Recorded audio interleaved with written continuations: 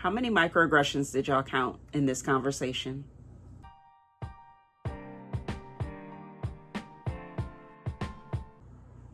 Hey y'all, it's Ty, your chaotic goody-good. Welcome, welcome, welcome, or welcome back, because I do have a couple more followers than I had the last time when I was doing First, and I was rewatching that series, and that was really fun to do, to kind of revisit, because, you know, like I said before, I really loved the web series that seemed to be kind of blowing up, like between 2012 to maybe 2018 or 19.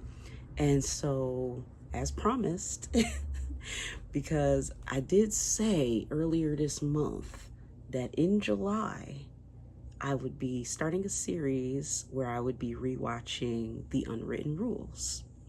Well, it's technically still July, so I didn't lie to y'all.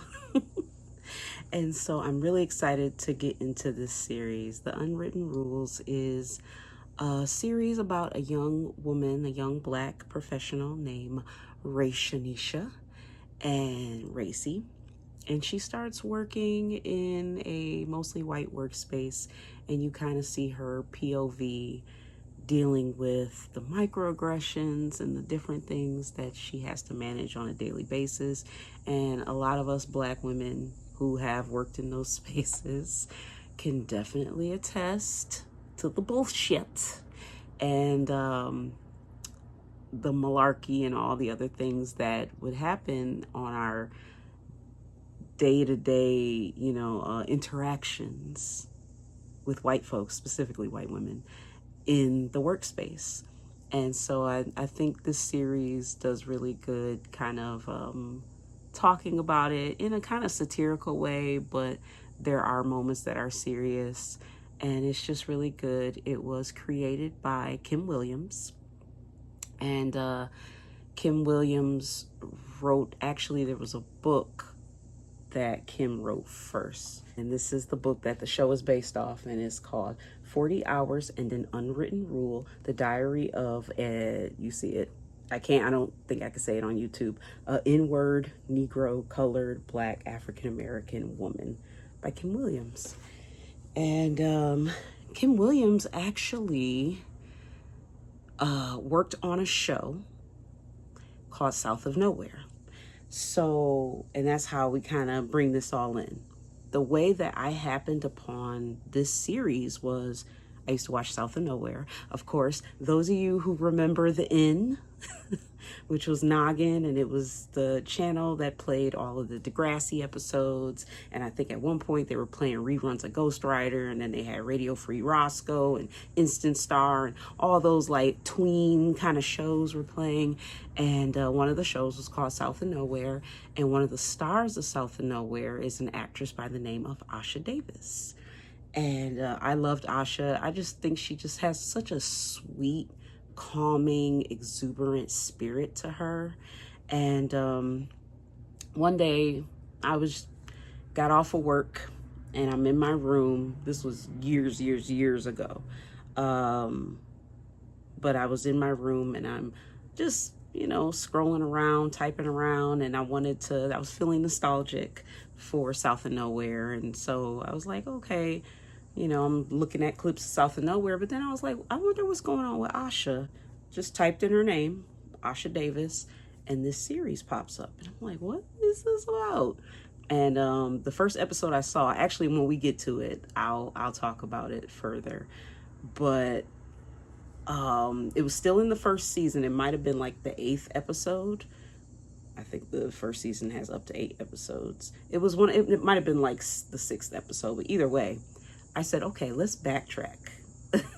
I have to know what this show is about, because at the time, I was working in office space. My career, I guess you can say, or my job that I had for 15 years was a caseworker in the social work field.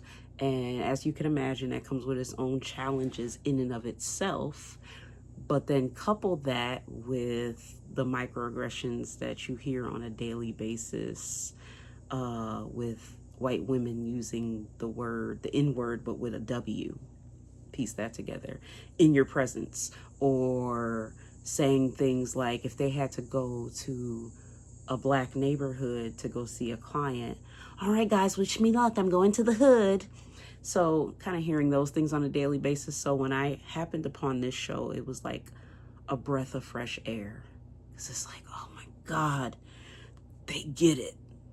And the way that they tackle the subject matter is in such a unique way. And I really appreciate Kim Williams and Asha Davis and everybody that is behind making this show.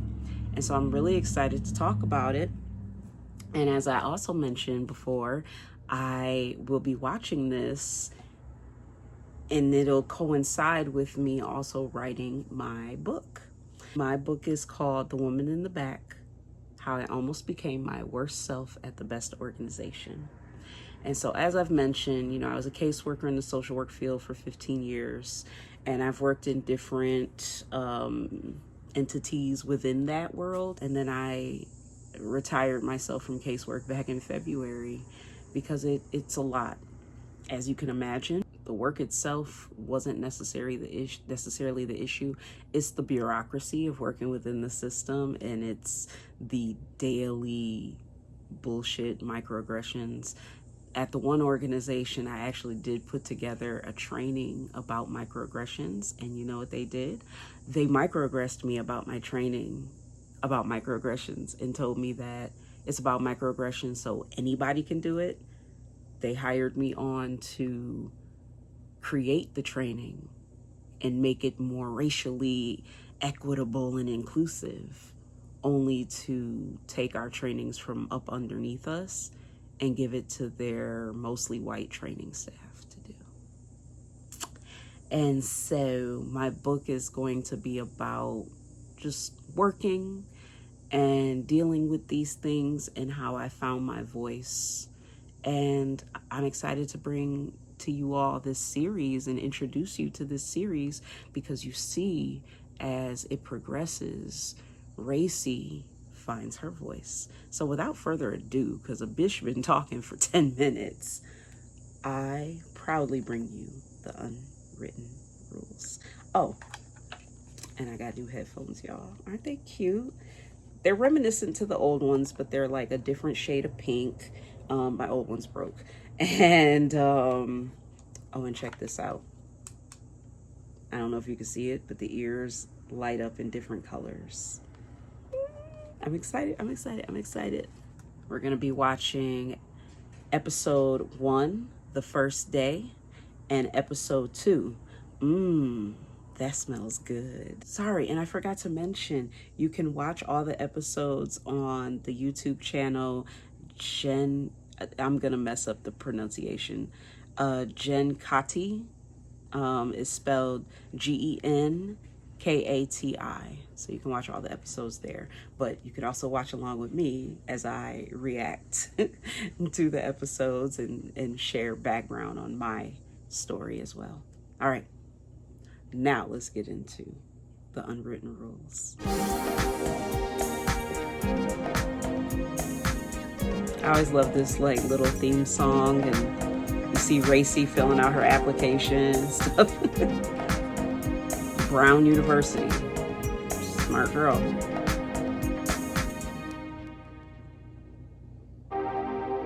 So this is Racey. She'll introduce herself.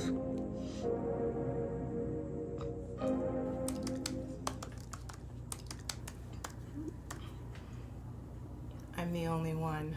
Isn't she cute? Again.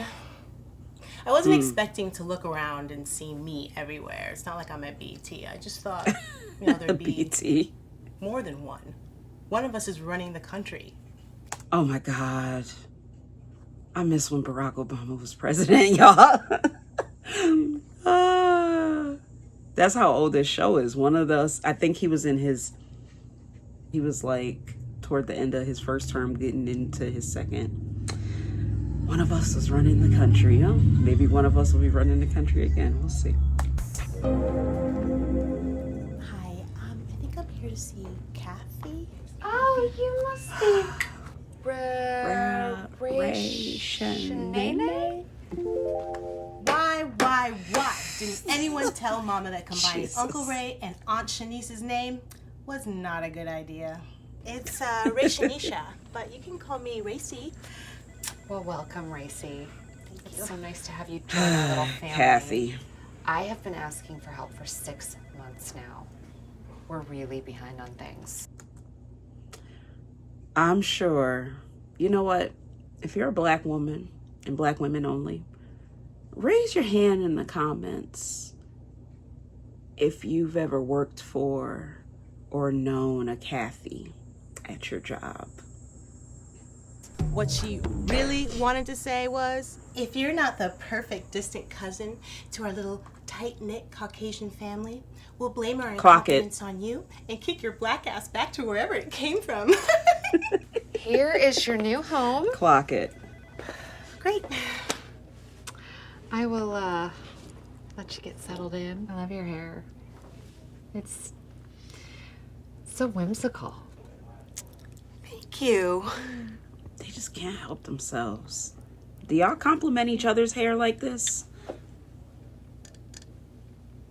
So creepy. Well, she likes my hair, so we're off to a good start. Oh, I can do Racey. this.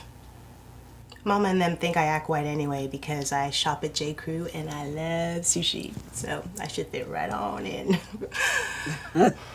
Mama also thinks that I should be cautious of them. Mama's right, I girl. told her it's not like that anymore. I mean, it's not the 60s. We have equal opportunity now. Right? Girl. Hey, girl. Hi, I'm Racey. I'm Melissa. I'm a manager. Finally, I've been asking for an assistant for months here. And it's so busy and I can't do everything by myself. How many of y'all have had a Lisa in your office? Oh, y'all know what I'm talking about. I'm the new manager. Oh, that's right. They were talking about becoming more diverse in the workplace. They don't even try to hide it. So wait, they need 2 people to do the same job? Well, yeah, it's really busy here. I so regret asking my dad to ask Uncle Brendan for a job. Wait, who's Brendan? Oh, he's the CEO. Him and my dad are best friends. Fuck. So have you done this job before? Nope, first time. Oh, great. I would hate for you to be better than me because I might have to get you fired. She's not joking. So where did you go to school? I went to Brown. Oh, you had a scholarship. How many Because that's the microaggressions only did y'all way we can count go to in this college? conversation? What I should have said was, and your dumb butt got into your Ivy League because your daddy was Racey an is alumni. so me. It's my first day. I can't come across as the angry, sensitive black coworker. I have to give this place a chance. It's the American workplace, and I have to survive. By any means necessary. Where did you go to school? I went to Yale. Yeah, my entire family went to Yale. Didn't George W. go there? Yes, he did. Mama's right. I gotta keep my eyes and ears open in this place. Rule number 1, a black coworker always knows when they are being set up. Well, that went better than expected. She doesn't seem ghetto at all. And no worries. If she's too angry, we'll just blame our incompetence on her and get rid of her black ass. Y'all. Ooh, I swear. Okay. Let me get it together. I'm a little rusty because I haven't done these reactions in a while. Let me just. And I think also this may trigger different emotions in me because of my experience working in these type of spaces and the simple fact that I am writing a book about my experience in these type of spaces. But y'all, Racey, even though she knows what's up, even though she has family members and her mama and people who are kind of giving her a heads up, she's still trying to be optimistic. She's still like, all right, I know, but this is the American workplace, and at least she liked my hair, and okay, So she's trying to like make it easy for herself. Like, all right. Unfortunately, she's going to find as she goes on, because Kathy stated their intentions at the end of this episode. And the whole, she doesn't seem ghetto at all. Let me tell y'all something real quick, and then we're going to go into the next episode. When I got my job at the residential home, I truly believe I was a diversity hire, because I was the only Black woman that worked there. When I was on my team at the next job I went to, and I was working in preventive, I was the only Black woman on the team. When I moved on to the next organization, there was a Black man that was there. There was a Latina man, and they hired other Latina people. There was an Arabic woman, and I was the only Black woman for a long time. Literally for 3.5 years, I was the only Black woman. I have seen 13 others hired within that time. No Black men, no other Black men, and no other Black women. Because in their mind, they're like, well, we're meeting our diversity quota. We got one of each. That should be good enough. And it wasn't. Moving on to episode 2. That smells good.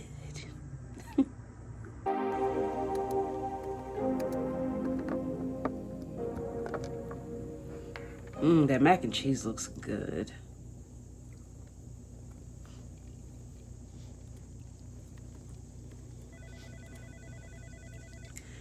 Peter. That smells good.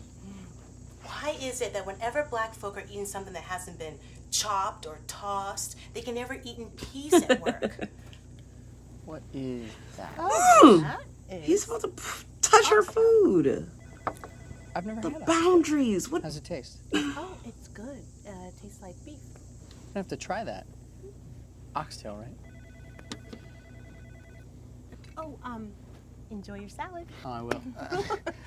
That salad looks so dry. No chicken on there. I don't see no kind of I don't dressing. even know why I was so annoyed. But it is February. Oh, Haven't you noticed that the smallest things set off Black folks during Black History yes. Month? Especially when we have to go to work and face them the day after a Roots marathon. That smells good. Oh, mac and cheese. I love mac and cheese. Okay. From the South.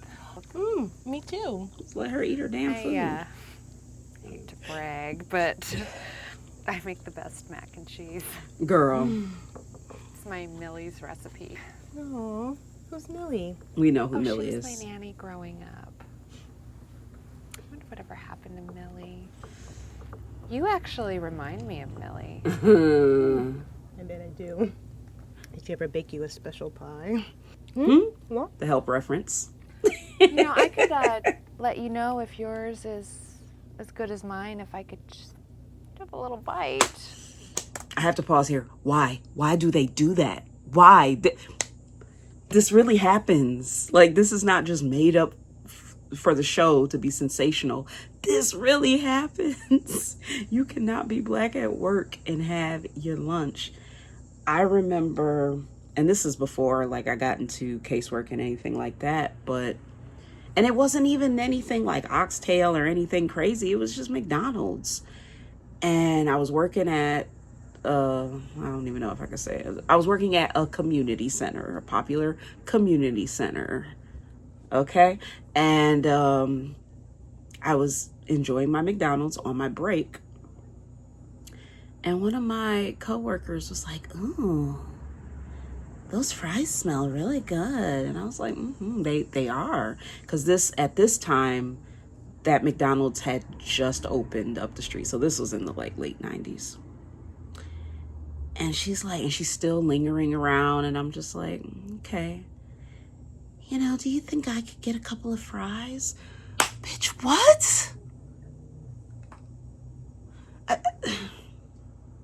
Back to the episode. Are you sure it's okay?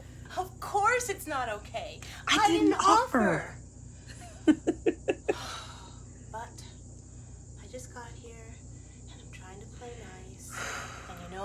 break her off a little something, something, I'm gonna come across as the angry, selfish black girl. How many times have we given ourselves that same pep talk?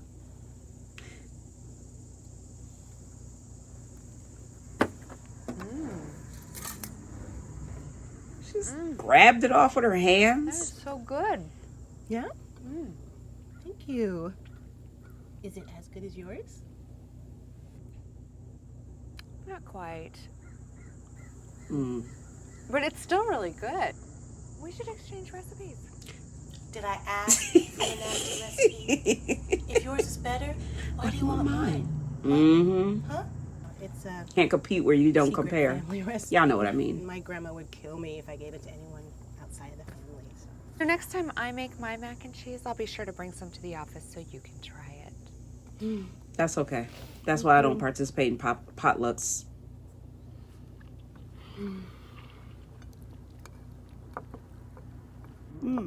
That smells good.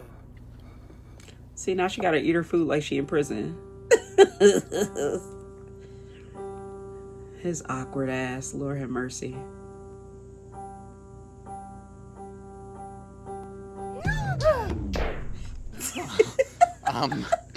I got you this for to drink with your lunch. Oh, thank you. Just got it from the vending machine. You're so sweet. Enjoy. Ugh. I hate grape soda. I actually like grape soda. But look at her with the watermelon and the pinky out. I love her. Rule number 2, a black coworker has to share sometimes. Because I did end up sharing them damn McDonald's fries with that girl. I thought all of them drink grape. All of them. But See how they talk? Reese's. She's different. And she's so beautiful. Just like a Nubian queen. Oh, God. Here we go with the I just fetishization. want to caress her smooth caramel skin. Kiss those thick, full lips. And grab that round donkey booty. What? Ew, it's the inhale at the end. Jesus. All right. Well, I hope y'all enjoyed this video. You know, I'm excited to get a little further into this series and to talk more about my upcoming book, The Woman in the Back, How I Almost Became My Worst Self at the Best Organization. And I'll catch y'all in the next video. Peace. Bye.